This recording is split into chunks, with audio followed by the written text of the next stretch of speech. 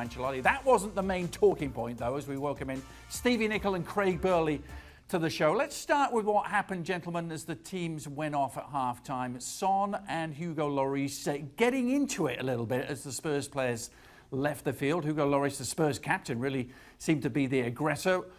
Craig, what did you make of it? And have you ever seen anything like this publicly between players from the same team?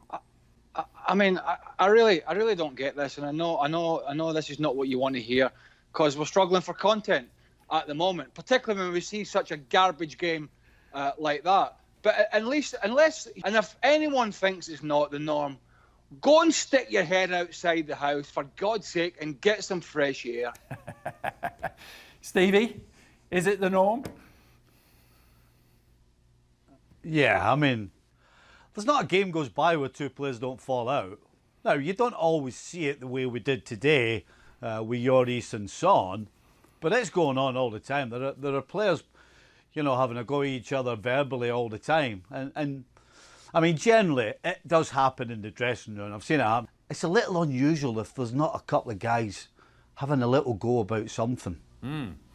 What about Spurs in general?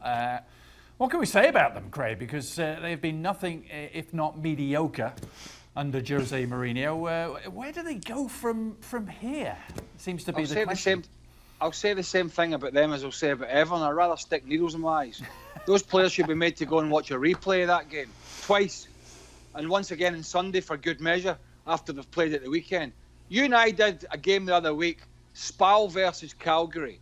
And it was bad. I'd rather go and watch a rerun of that. Two teams fighting it out, certainly one of them in the relegation threatened zone in Serie A. Here we have two teams that were, one team was in the Champions League final not too long ago. Another side, Everton, with a proud history, who just seem to be going through managers like hot dinners. And if you looked at their side today, but you looked at their midfield, my God, the players that they once had compared to what Ancelotti is going to have to work with is quite frightening. As for Tottenham, this should be no surprise, Adrian. This should be no in the Premier League in England. It was an utter embarrassment. Stevie, as Craig mentioned, you can't help but think where they were a year ago and where they now are and what lies ahead. I mean, there are clearly players who aren't going to perform for Jose Mourinho on current evidence. Well, the truth is, actually, the same group of players really weren't performing at the end either. In fact, ever since they've played in that Champions League final. Pochettino struggled at the start of the year and he ended up getting the bullet because of it. And I don't think it's going to change because Heung-min Son and Lucas Moura, to me, are better they're better individuals. They do things on their own. They're not particularly great, in my opinion, at linking together, and they certainly don't link enough with Harry Kane. And so previously, when Harry Kane had the likes of Dele Alli playing along with him, Harry would come and Dele would get in the box, and then you had Christensen picking passes for Harry Kane and playing with them.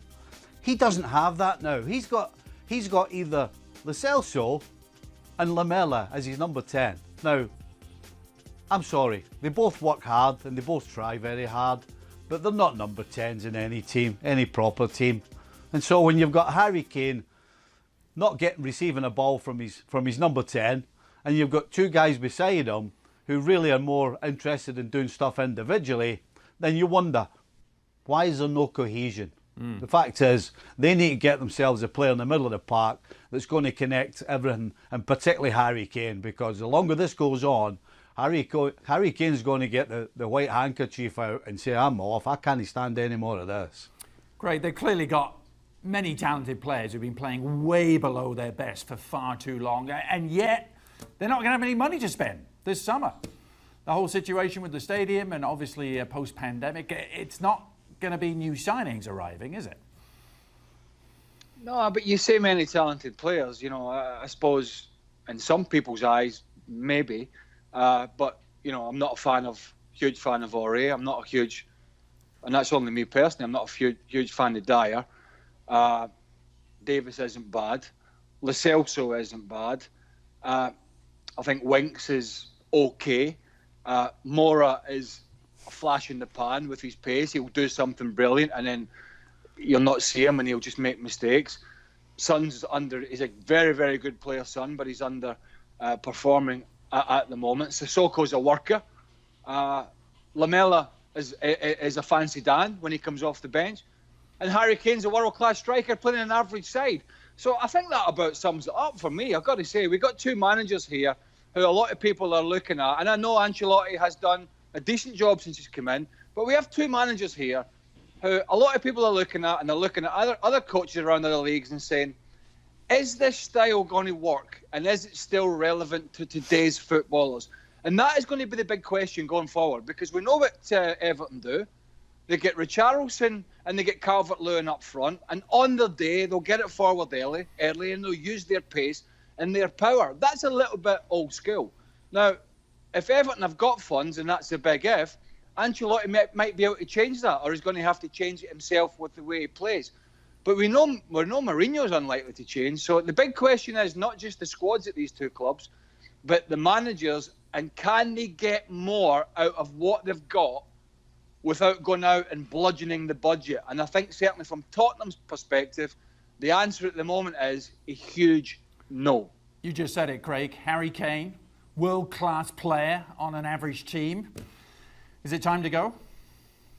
Yes, because if I sit down with Mourinho and Daniel Levy, if I'm Harry Kane, and say, talk to me. Talk to me about where we're going to get better and how we're going to get better. How are we going to bridge that gap? There's a huge gap to the top two, in particular the top one.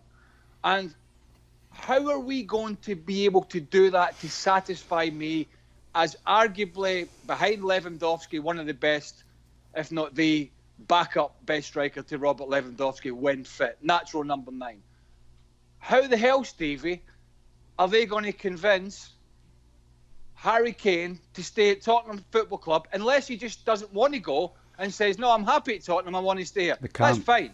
If it's a personal decision, that's fine. If it's a football decision, in my opinion, Stevie, there's no choice, surely. Stevie? No, it's 100% a personal choice, because Harry Kane knows how it works there. He knows Levy's not going to go. Well, number one, they're already saying they don't have money. Number two, even if and when they've had money, they haven't gone out and bought players.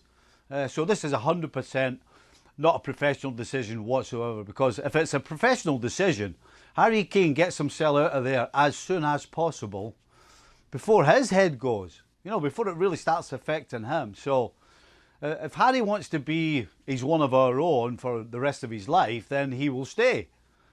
And if he wants to win Premier Leagues or Champions Leagues or any of the big prizes, then he has to go. And he has it all in his hands. It really is down to him. Personal, stay. Yeah. Professional, get on your bike as soon as possible. No, he needs to get out of there, I think, Adrian. And listen, if I was Gareth Southgate, I'm not quite as anti-English as Mr. Nicol there, but looking ahead as a. Oh, I'm not at all. Excuse me. What? I'm not at all biased towards my good friends of the English. Well, listen, if I was Gareth Southgate, I'd be a touch worried, because here we have a year down the line to the Euros. He's got a super talented bunch of young players, particularly forward players, midfield to front, and he's got a striker who I think under Mourinho, and he can trot out all the stats he wants about the previous strikers that he's had and blah, blah, blah, who is starting to look, and I'm sorry, Tottenham fans, but if you don't admit this, then you've got the blinkers on and you're pulling the wool down over your eyes. He's looking more demoralised by the game. And the more frustrating he gets... Do you know, Craig? What? Do you remember his face after he scored that goal? I think it was West Ham at the end of the game. He ran 60 yards and scored. Now, we're saying he's a world-class centre-forward. He's a world-class football player. Have you ever... At Tottenham, and all the teams that are not doing particularly well, who have top players, no different. They're all getting asked the same question. How are you going to hang on to them? How are you going to hang on to your best players? How are you going to keep them there? How are you going to get a new contract for Aubameyang to help these kids? How can you convince them? How can you? And he's in his 30s.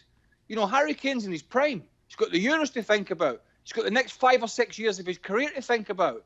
You can't be superseded by somebody else in your position by just sitting tight and waiting for it to happen. So at this current juncture, I think, and on the playing squad alone, Tottenham Hotspur are not in a position, in my opinion, to convince Harry Kane that they're going to be giving him the platform he needs going forward to be successful in terms of trophies and be successful in terms of an individual. They've gone backwards. Yeah. Right? There's no doubt about it. They've gone backwards this year, and that's a huge worry.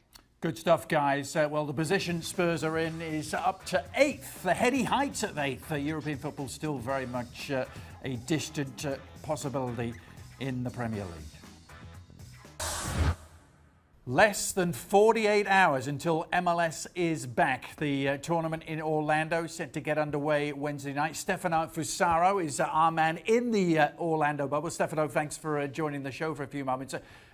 MLS's worst nightmare, I think, has come to fruition in the last few hours. The confirmation that FC Dallas will not be able to be a part of this tournament at all. I know you've been close to their camp, but how did it all unfold from your perspective?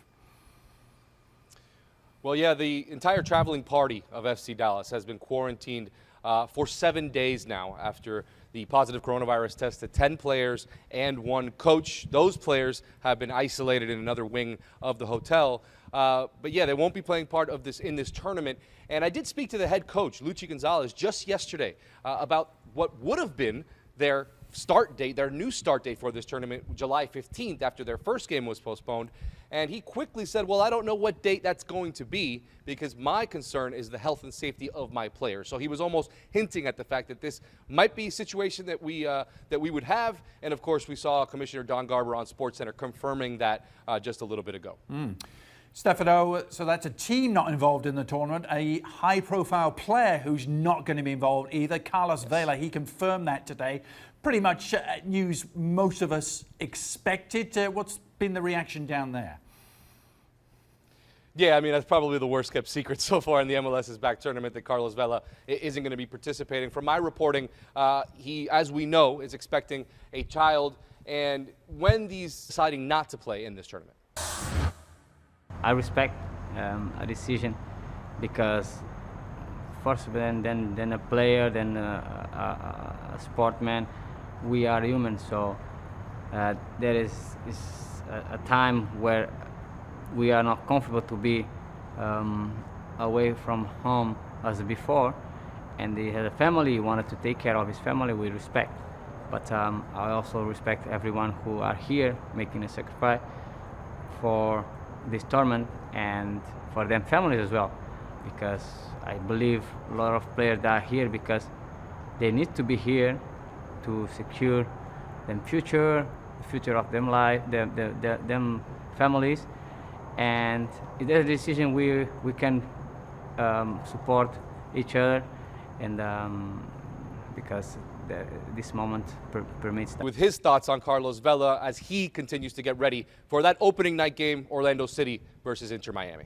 Stefano, it's an opening night that's only 48 hours away. We're wondering exactly what it's going to look like because the second half of that double-header, Nashville and Chicago, reports emerging that game is in jeopardy because of Nashville's problems.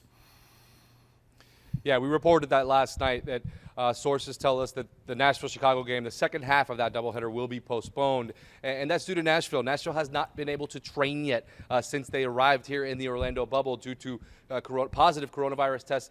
As soon as they arrived here, when they went through the normal protocol of being tested the second they arrived here. So they haven't even been able to train. And without training, the league is not going to make them get on a field in 95-degree weather with 90% humidity here in Orlando after not even being able to train yet. Stefano, sooner or later you're going to be able to talk about some football. So keep up the good work down there. Stay safe.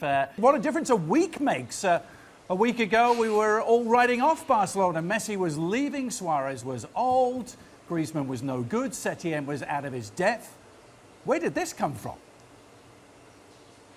Well, look, I mean, in a way, this came from the fact that they have lots of very good players, even if those are players, in the case of Suarez, who are getting a bit old, in the case of Messi, who is furious with the club, in the case of Griezmann, someone who's had a very difficult first season. These are still really, really good footballers. Now, of course, the fit for these three playing together has been very difficult. And what shifted in this game was the formation. So you had Barcelona playing much more narrow. You had all three of those players playing kind of inside. So you effectively had Suarez and Griezmann as forwards, with Messi just behind them in a much more orthodox number 10 role. Now, he always plays, of course, with a degree of freedom and all across the pitch, but this was very, very central, and it worked really, really well. But here's the thing.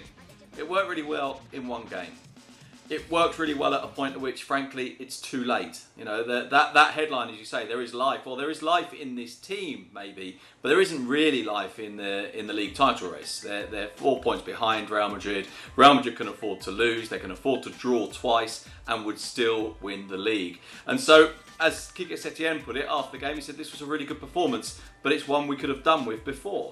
You mentioned the change in formation, Sid, and that's the thing that's got everyone talking. It seems so obvious on paper, but what was the genesis of this change, and where did it come from? Did it come from Quique Setién? Did it come from Messi and the players? Did it come from outside pressure, or all of the above? Well, look, it comes from a couple of things, and one thing it's worth bearing in mind is that in the previous game when Griezmann was left on the bench and didn't come on until the 90th minute, they also played this sort of formation. They played with a fairly narrow midfield diamond, so one at the base, two to either side, and one as a number 10. Now, in that game against Atletico Madrid, it was Ricky Puig who played in that position. This time round, it was Messi who played in that position, and it's also something that they've employed a couple of times over the course of the year. And again, I don't want to be the big party pooper here, but I think it's worth noting, which have been so long since we've played it, and it's going to be so long until we do play it, is the league finishes on the 19th. On the 12th, in other words, almost a month later, the Champions League starts up. It will be a 3-game sprint for the Champions League, obviously assuming that Barcelona get through in that isolated second leg. They've still got to play against Napoli, assuming that Real Madrid get through against Manchester City.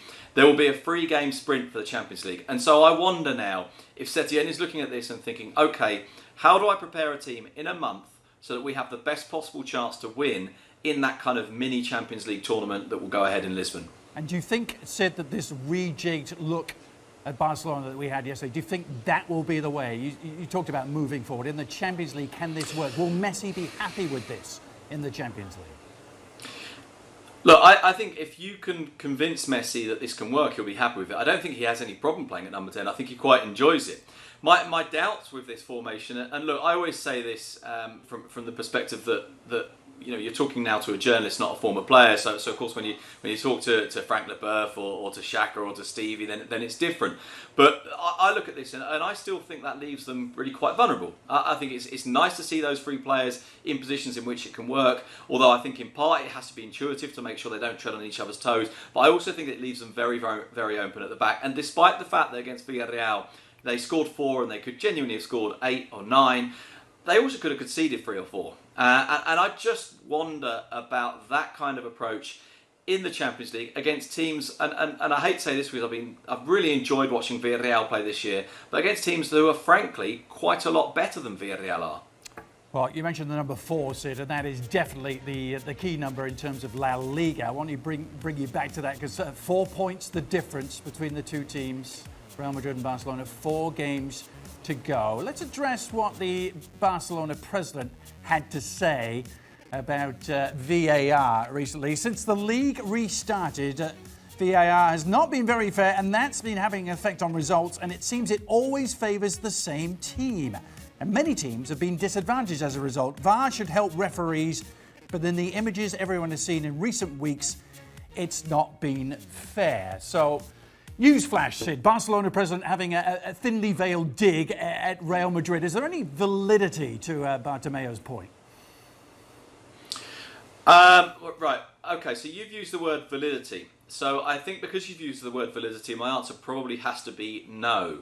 That said, I can understand this. Now, I can understand it from his personal point of view, which is that he's under an enormous amount of pressure. And in part, of course, he, as the president who has overseen a very significant institutional crisis at the club, who's seen the club's waste a huge amount of money and not succeed in the Champions League now for 5 years, and now give up a La Liga crown, which had looked like it was theirs. He's looking for somewhere to hide, in part. So that's the first part of it. The second part of it, is slightly in defence of him, is to say that he did point out that this is since the restart.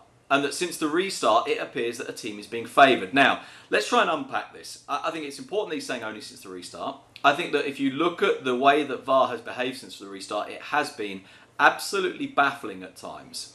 And also, of course, when you look at it in terms of the kind of the headline decisions, of course, we focus on the biggest clubs. And it is true, and wait, I've got to kind of finish this before I kind of end on wrong.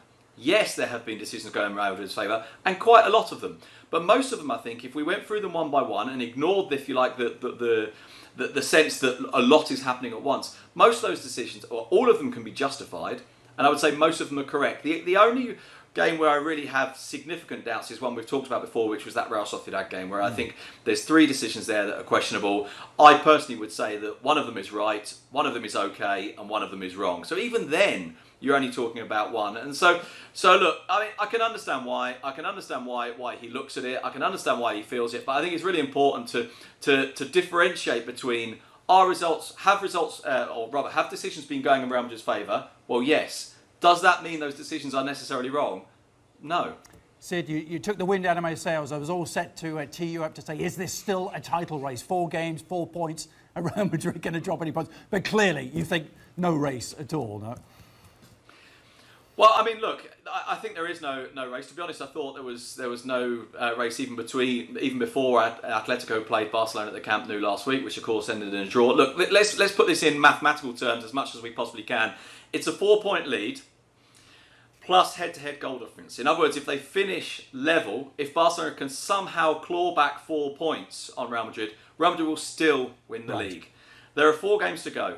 They need to lose one and draw one, or do more. Well, lose one and draw one. They could draw twice and they would still win the league. They've won 7 in a row since the return. We're now asking them to mess it up twice in 4 games. It's just not going to happen.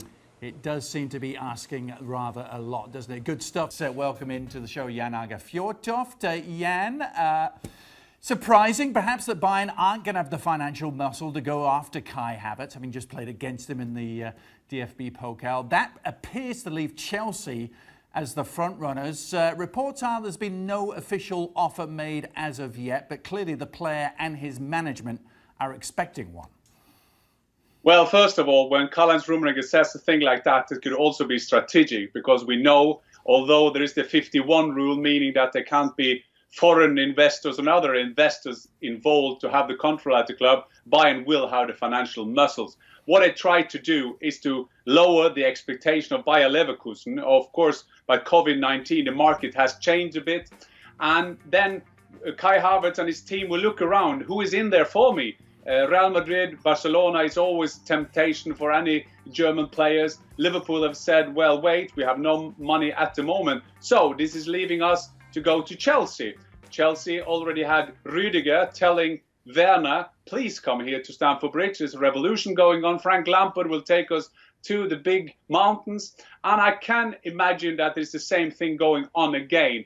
But I think that the expected price of over 100 million euro, that won't happen in this market. And that's why I think that Karl-Heinz Rummenigge wants to tell his mate, Rudi Völler, at Leverkusen, we can take him, but not for that price. No chance whatsoever. But don't put Bayern Munich out of this race yet. Interesting, Jan, very interesting. But if it was to be Chelsea, theoretically at least, how would he fit in there? There's so much young attacking talent, 2 more players coming that they've just signed this summer.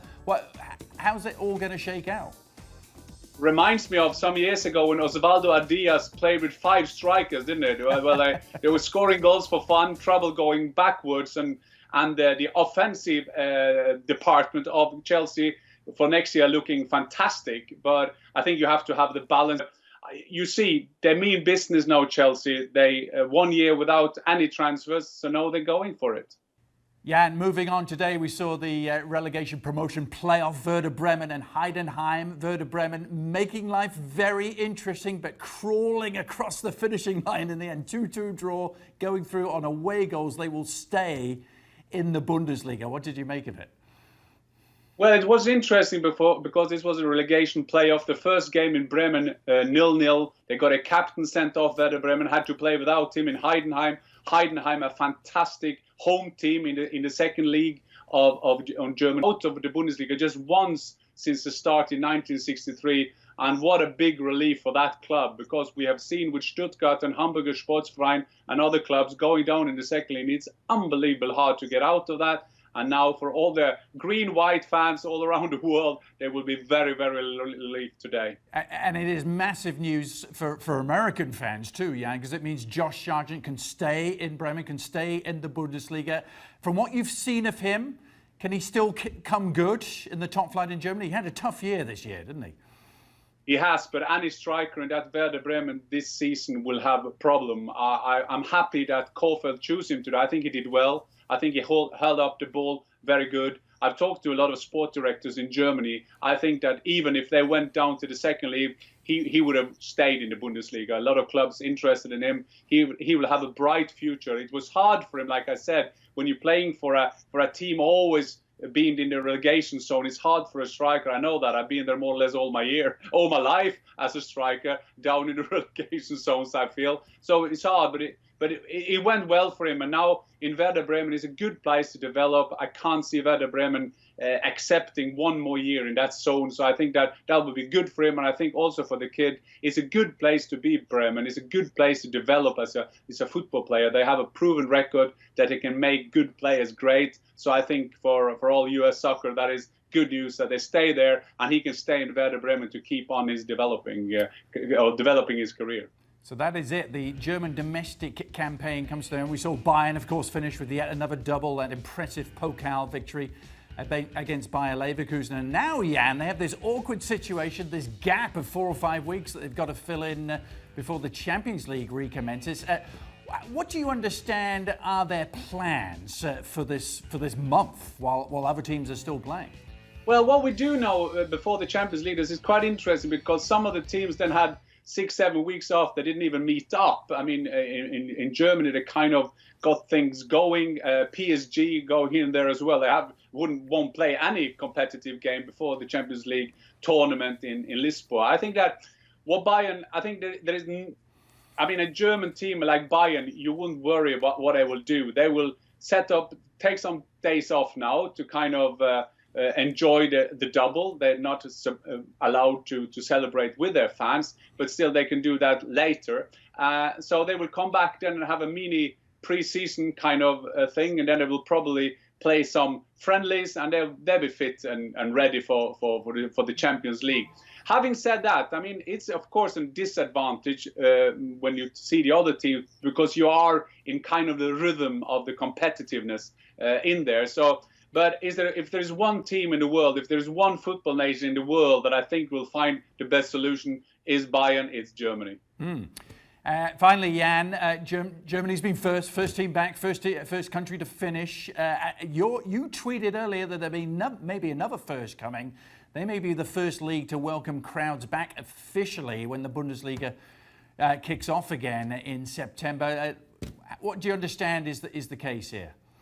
Well, I understand now that they are discussing how they're going to do this gradually to get the fans into the stadium again. Remember, the reason, because Germany could start football again and more or less save the football season all over the world, is that the government, the governing bodies of Germany has done a terrific job in terms of COVID-19. And that is the same thing now. And Germany is shared into 16 different regions. And there was the first sign now that the regions where RB Leipzig are in, they allowed the club more or less saying officially that you can have half of your capacity into the stadiums. And I talked to some other clubs today, and they're saying they have the same conversation with their Bundesländer, so that is regions. And the regions in Germany, they have the last words on all health issue. So it's a good sign, and it's a good sign for other nations as well. But first of all, the nation's got to sort out the COVID-19 system, because as we know, we have to respect that